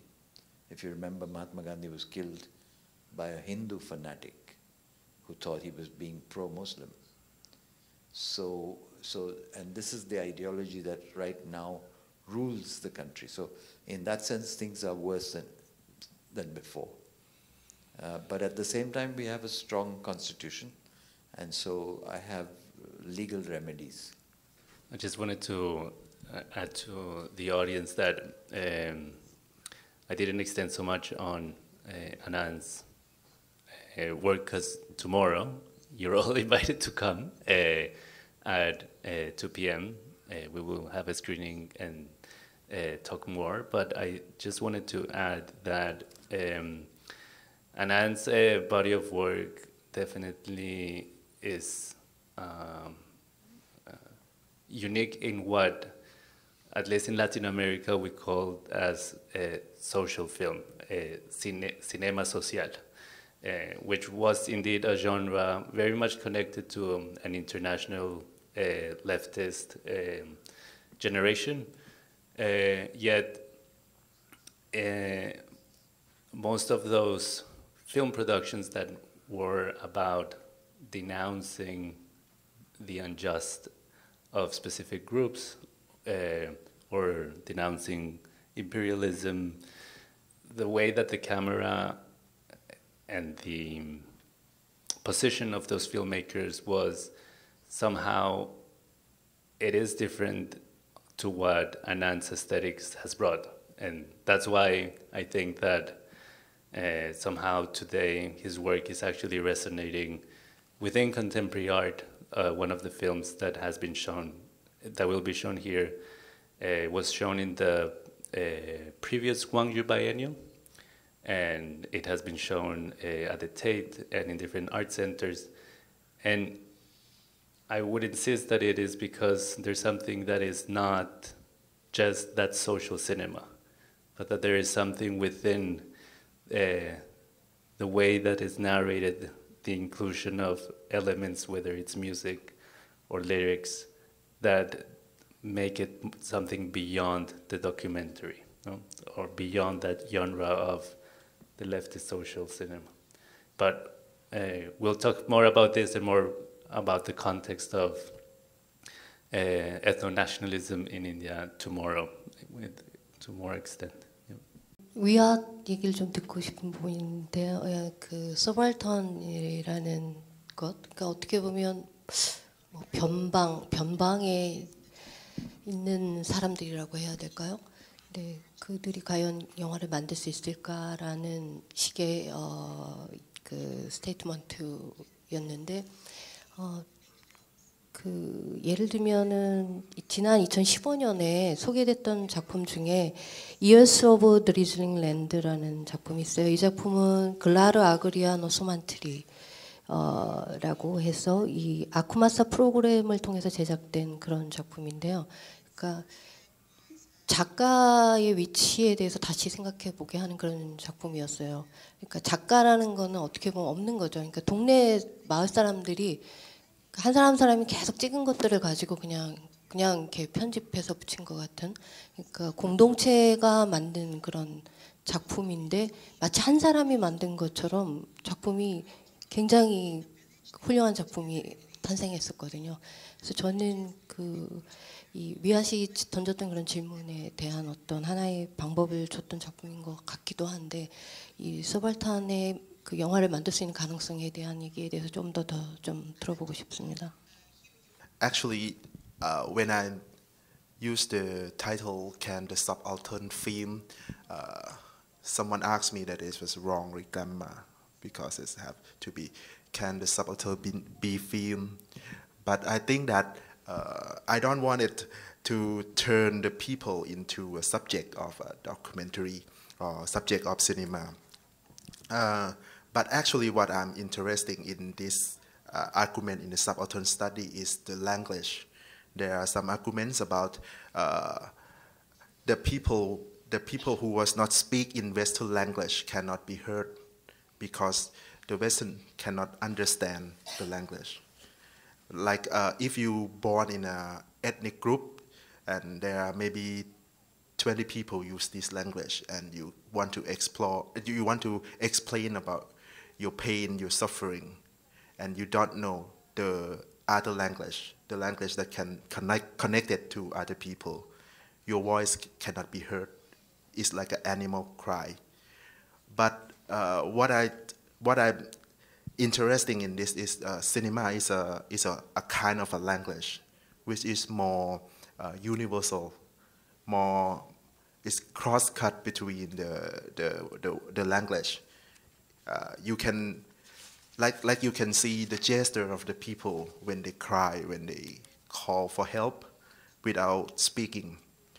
But my intention in this program is to see that is it possible that cinema can speak directly more than representations of people. In Thailand, there are groups of NGO that teach the ethnic group in Thailand to making films, and they are now producing a film festival about this for 7 or 8 years. So the ethnic group, mostly youth, mostly the young, they pick up the camera and they shoot themselves, talking about what happened in the borders of Thailand, and their works goes very well. They made short film. One of them was studied in high school during the workshop, and then now he's coming to Bangkok and study in a film school. So I hope that he will make things more film. He will make more film after he's graduated. But to my idea, I think there can be hope in cinema language to make the voice of the people heard, and also a failure because there are distance between filmmakers and the subject. The film in my program that I'm very proud to talk about is The Letter from Panduranga, because in this film, he tried to show how to be like a anthropologist to come to the people she never ever know, the Muslim Cham people, and she found out that it's not easy to be like go there, film them, and then publish it and go to the public, because there are things that you cannot cross. Maybe just one scene that the camera shooting the faces of the people, of the Cham people, this can be speak more than 1,000 words that she wrote in the letters. So this is my idea, that I try to explore what cinema can do into speaking for the people, or let the people speak by themselves without a language. Yeah, I'm listening to all of your talk and the initiation now, and then I just was thinking the way of the documentary. So because Inti just mentioned how to cut the reality, how to document the filmmaker or artists by shooting, but it's actually, as you said, after the editing and everything, that's you cannot really show the reality. Like he said, that's the showing the reality is impossible. Like Jack Lacan said, real cannot be told by logos, text, or also by films and shooting. So Yeah, I was thinking about the issue of subjectivity, and also filmmaker or artist went to some specific class or specific sort of the community and then going to film. And then I was thinking about the word, something like, it's a really bad word, but I believe there is some sort of the exploitation. That's the taking some those sort of the oppressed people or some historical events and then some victimized people. And if the artist or filmmaker just hide their existence from the film, I think that is the way, several ways of doing the documentaries or films also. But I just remind the one piece by Renzo Martin's episode 3. If you remember, in 2010, but it has been shown many, for example, many biennials and stuff, that the film is Renzo Martin himself, because there's a many African poor and then starving child and then sick and dying people in the drone or some poverties. And then he went to that area, and then there are many people, photographers, taking all the, maybe some of you may know, but taking the photos of their really tragedy or tragic status, and then those photographers stay in a hotel, and then for each photo, the company pays like $50.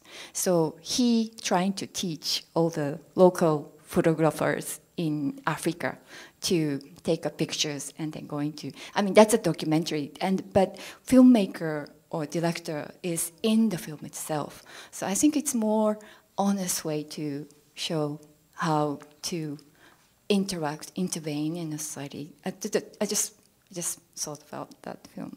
That's all. Just to maybe to clarify, if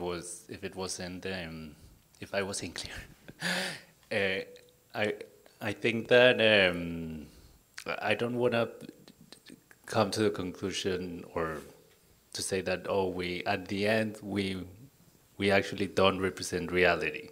I think on the contrary, I actually think that certain films, the way the artistry of how it's been scripted or the montage of it can actually make us closer to understanding critically or really understanding what is wrong with the reality of a certain group or a certain specific society. So it is actually, and I guess in all of the films that we've selected, the way that they're made actually make audiences really see reality rather than just having, I mean, it's just to have an idea of what is happening now with the, in the borders in Myanmar and Bangladesh, when we literally see almost, again, like this live stream of the Rampunja people being persecuted. We only see like a reporter, and in the background, we understand that there's like a crisis.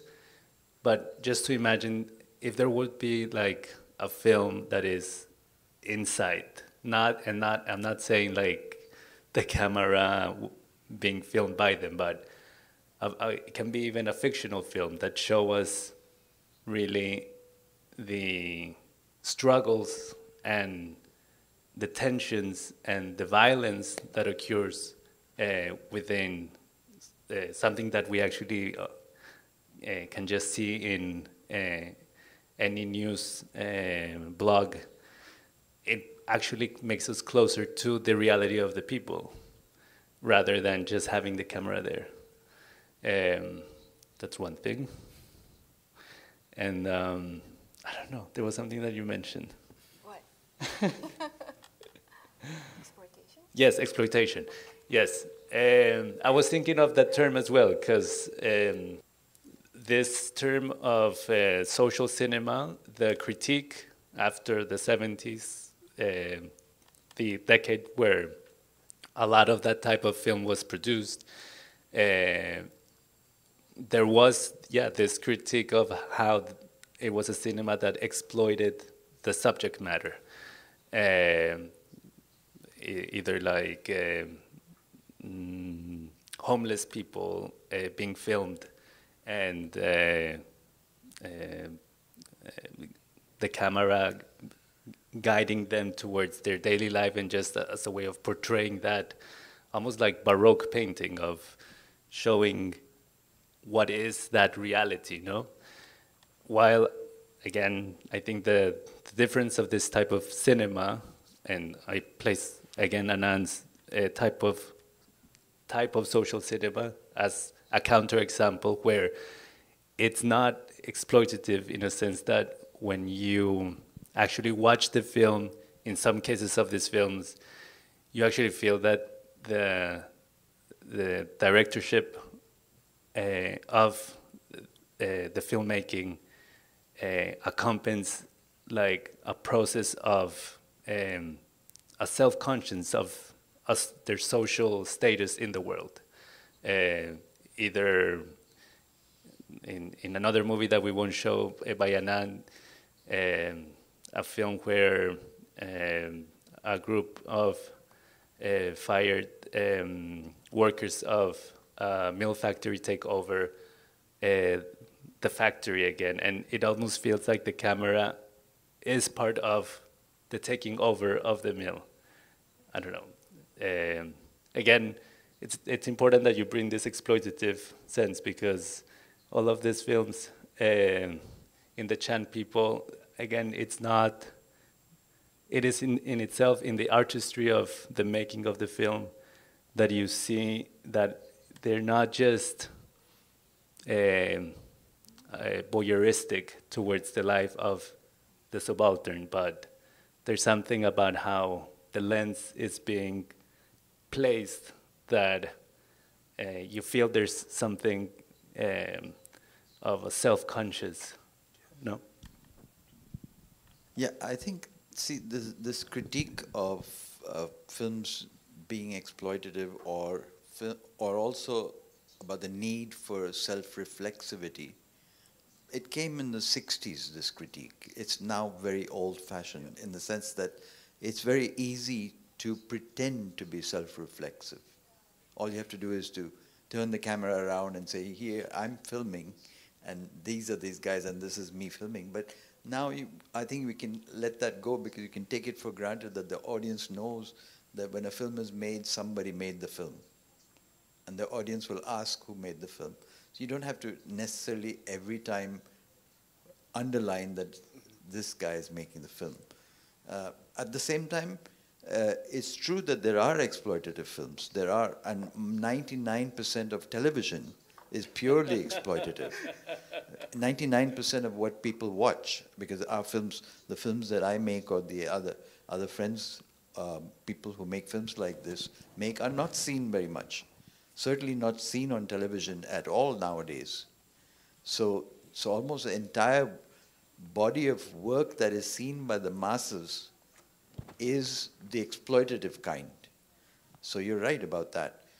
But at the same time, the other problem is that people often make a dichotomy between art and politics, as if you can have one without the other. I don't think you can. I think that art without politics is decoration. And politics without art is propaganda, or it's, I mean, even when I was watching the film that you showed the clip of the radicals in Hong Kong in the 70s, I come from a left tradition in a sense, sure, but a critical left tradition, not the hardcore wave the red book kind of tradition. So, but I was squirming when I saw those guys, because they looked so juvenile, the kind of statements that they were making about imperialism. But this was the kind of rhetoric that is now really rejected by by the people from the progressive community, from the democratic movements. They don't use that language as much. Yes. I mean, those who do now use it are laughed at. So I think that in that sense, I mean, that kind of interventionist, sort of almost arrogant demand that the world be exactly according to the political line that you have chosen for yourself, I think that needs to be questioned, and it is being questioned, that people realize that there is no one line. There's no one political line that is correct. That this is a process of exploration. Yeah, I was just trying. The sort of the reason that I found that Mokche Yupi is interesting because he's been through different kind of social movements in Hong Kong through the past, maybe from the 60s and even from the 50s, when she was trying to, maybe it was kind of like a copy paste of the Red Bull book in the film, right? But he was defending the sort of Chinese sovereignty back in the against Japanese. That's like, for the instance of anti-imperialist kind of stance that he used, but through the process, maybe. But back then, Hong Kong was still in the colonial period, right? And of course, they have the different kind of stages of political process. And now, he was also very involved into the kind of Occupy movement in Hong Kong, where kind of when I was talking to you back earlier about sort of a direction of the looking, actually, it's coming more towards the north. It's more like against different kind of forces that's trying to influence, I think, the region in a way. But that, because the reason for that piece, it was earlier. It was George Clark, who is a film curator and who is very much invested into the history of experimental film. And he was interested in the history of experimental film in Asia, and that's why that he spent a lot of time in Hong Kong, because back then there was no such thing as avant-garde cinema in mainland, where there was no exporting or importing or exporting of 35 and 16mm films. This media was never used in that country, so it was more those kind of Asian region. Off the lines of China, that they use this kind of materials and to at least I'm not exactly imitate, but just they were the kind of region that got influenced by maybe Stan Berkovich and other pieces, and this kind of classical avant-garde films in the United States and Europe, and that was kind of the looking that he actually revived that piece, actually, maybe coming from the Hong Kong Film Archive. And so the way that I see that is sort of like a mix of kind of leftist kind of stance, which now I found interesting because, like, coming from the 80s, growing up in China, very much I would become more of a liberal instead of a radical leftist, right? If you understand what I mean. And that's a kind of leftist aesthetics with a kind of avant-garde, kind of formal aesthetic. He's trying to, with sketches and other kind of techniques, experimenting with the media of film, that I found that this is something that maybe can be relevant today. So that's sort of the reason I chose that. 사실 얘기를 하자면은 서로 그 의견이 다를 수 있는 지점도 굉장히 많은 주제인 것 같습니다. 시간이 많지는 않기 때문에 일단 그 관객 여러분 중에 질문 있으시면 좀 받아봤으면 좋겠어요. 질문 있으신 분? 네. But I believe that socially engaged art, I don't know how many of you are really familiar with this word. It's sort of the kind of new, but I believe that's to examine how the seeds of socially engaged art in the moving image is really challenging, and then especially so geographically, you said Asia, it's really huge, and then I think this attempt is really ambitious but challenging, and I feel that I didn't see all the films and videos, but even that I feel that you can see a lot of micro narratives within it, and so many yeah, variety of vividly showing in so many perspectives and then so many aspects. So I feel that it's really kind of you should come back to here and take a look at some of the programs. 네, 안녕하세요. 저는 이가람이라고 하는 지금 현재 석사 과정으로 국제 관계를 공부하고 있는 학생입니다.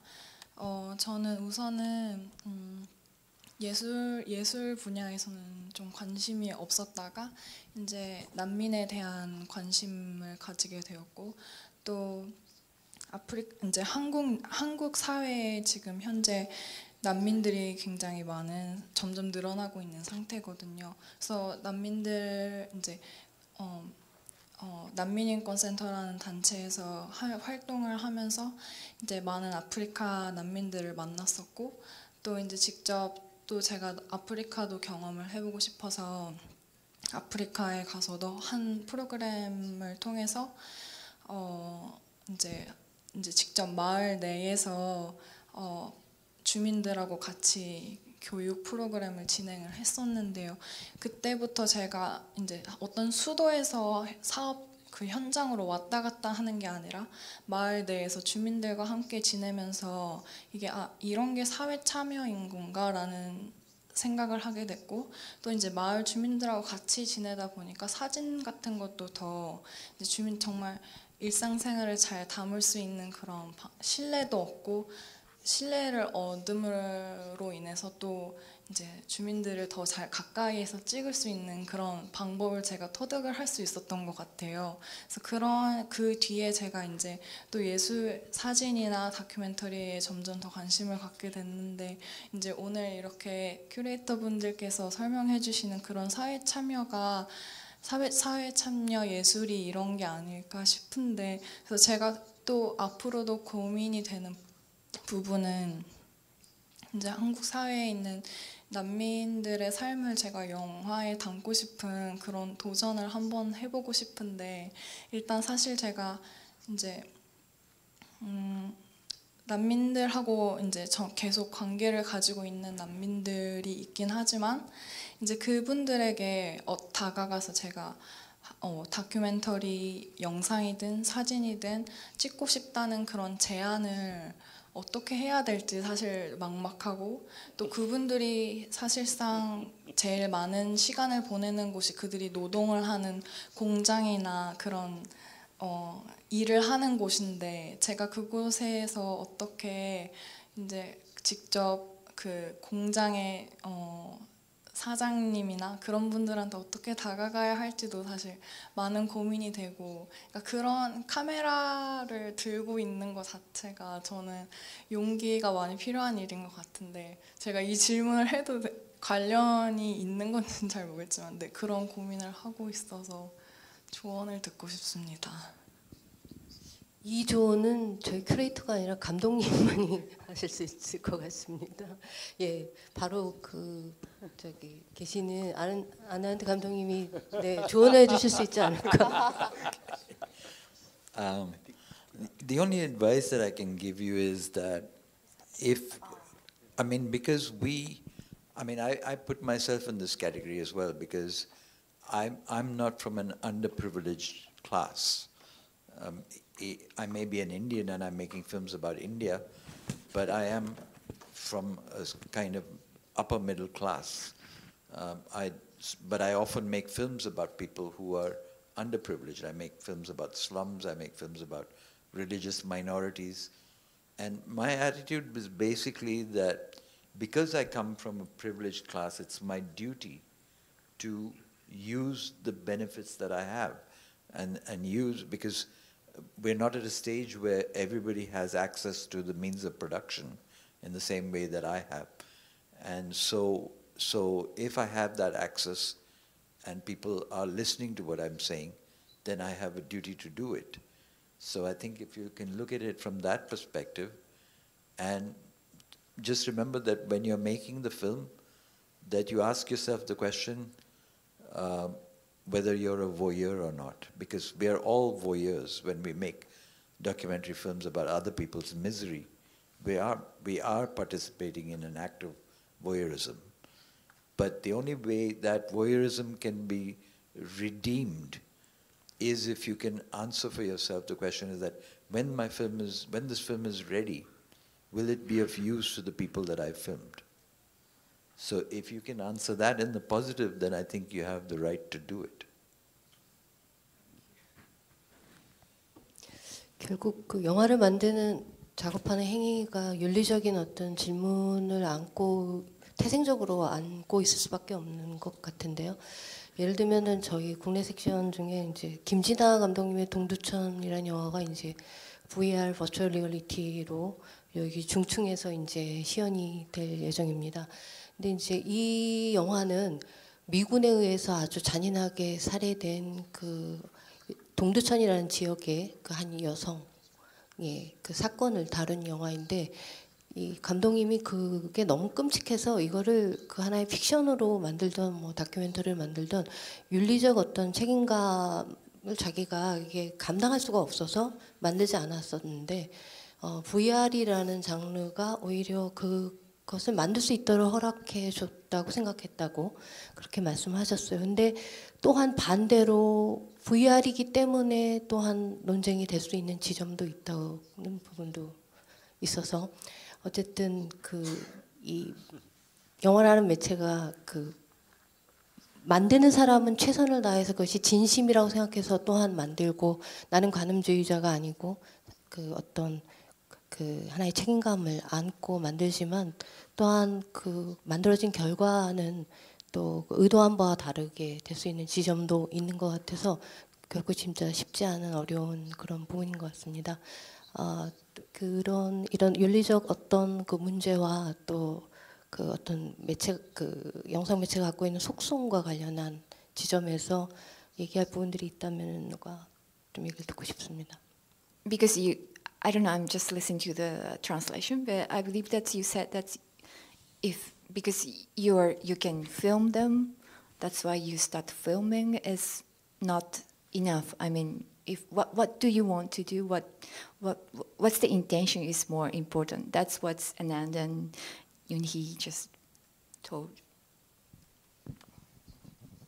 I have a question actually to the organizer.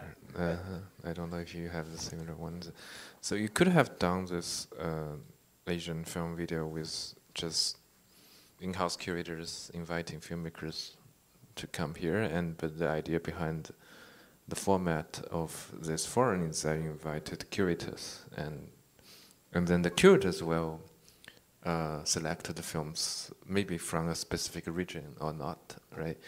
And I'm just curious about the idea behind this idea, this kind of structure of the forum itself. Like having curators here talking and maybe also inviting filmmaker instead of, because maybe when I was in New York, maybe or some other places, they could have just done this because maybe the in-house curators will think that they have the expertise to select the films by themselves instead of by going to film festivals everywhere, travel. Yeah, that's kind of my question, I guess. 일단 제가 혼자서 이제 아시아의 모든 영화를 볼 수는 없고요, 당연히. 그래서 아시아에서 어떤 일이 일어나고 있고 또 어떤 영화가 만들어지고 있는지를 파악하는 게 쉽지는 않습니다. 굉장히 가깝고도 먼 곳 같아요. 특히나 동북아는 뭔가 정치적으로 굉장히 관련이 많지만 동남아 같은 경우는 사실 모르는 부분이 굉장히 많습니다. 어떤 점에서는. 그래서 또 그 안에 굉장히 서발탄 얘기도 있었지만 어떤 영화가 어떻게 어떤 감독들이 어떤 경향이 어떤 흐름이 있는지에 대해서 정확하게 판단할 수도 없고 사실 국내에 큐레이터들이 있지만은 만약에 그렇게 하려면 이제 저희 국립현대미술관에 필름 큐레이터가 여러 명이 있거나 아니면 이제 외부에서 제가 또 같이 일할 수도 있었겠죠. 근데 사실은 이제 히토미 하세가와 또 이렇게 얘기가 됐고 그래서 좀 더 아시아에서 있으면서 좀 더 현장에서 제대로 또 작품을 셀렉션할 수 있는 그런 큐레이터들하고 작업을 해보고 싶어서 사실 계획을 하게 됐고, 또 사실은 감독님들이 다 같이 초청돼서 오면은 더없이 좋겠죠. 아마도 이게 비엔날레 형식으로 진행되니까 3회쯤에는 좀 더 페스티벌처럼 정말 아티스트들이 참여할 수 있는, 큐레이터 아티스트가 다 함께 참여할 수 있는 그런 프로그램이 될 수도 있지 않을까 좀 기대를 해봅니다. 근데 지금 이제 시작하는 단계이라 한꺼번에 모든 걸 이룰 수는 없다라는 걸 말씀드리고 싶습니다. Yeah, question of advice or hearing you, I just kept on thinking that well, I don't want to stop what you've started or do the. I think it's more of a maybe for the general audience to see that you don't have to go so far away, all the way to another continent to see unjust or things that are not functioning in your own context. One filmmaker from Korea, artist, filmmaker, I need to remember his name, sorry. Im Hung-sun. His one of his recent works precisely is his interest on labor conditions in Samsung factories here in Korea. So the subject of inquiry doesn't have to be, again, if you are interested, you're free to be interested, but somehow in what is indeed more of a developed country, what we assume is a developed country like Korea or Japan, there is a tendency to think that there aren't problems or there aren't struggles. And what we saw in the first presentation before our forum, it was very interesting, your talk on identifying homeless and suicidals as metaphors of the problems of society. No? Sorry. In Japan, normal people make suicide, not only homeless people. Sorry? Oh, sorry. In Japan, just normal people make suicide, and it's 30,000 per year. It's not only all those homeless or oppressed or poverties. Yeah. Anyway. But again, like it's more this. I guess my advice in general is first in identifying that interest. That if you are indeed interested on seeing vulnerability of humanity, it might be next to you. I don't know. It might be within your family context. I don't know. It's not necessarily that refugee or that minority. And also, it doesn't even have to be, the use of film doesn't have to be necessarily bringing the subaltern into the framework. Just to give an example, somehow there is somehow a triumph of the documentary in today's global consumption. It's not, when we think of documentary, let's say 20 years ago, it was almost like a bohemian thing, like, oh, let's go to this documentary film festival. And the aesthetics of the documentary and the attention span of audiences towards the aesthetics of documentary was not something so popular. But nowadays, because of social media, short documentary is actually very successful. And one of the examples of this is how much traffic is in the Vice website. The medium of the genre of Vice documentaries is super well consumed. No, it's almost like a kind of like a liberal mainstream production of documentary. And one of the most recent documentaries related to the Charlottesville right-wing neo-Nazism and Ku Klux Klan uprising actually shows, yes, it's a minor voice, but it's not a minority voice. No, it's a minor voice in a sense that it might be the psychology of many. It's within the right-wing racist claims that this small group of people physically does represent a grand majority of the psyche of many Americans.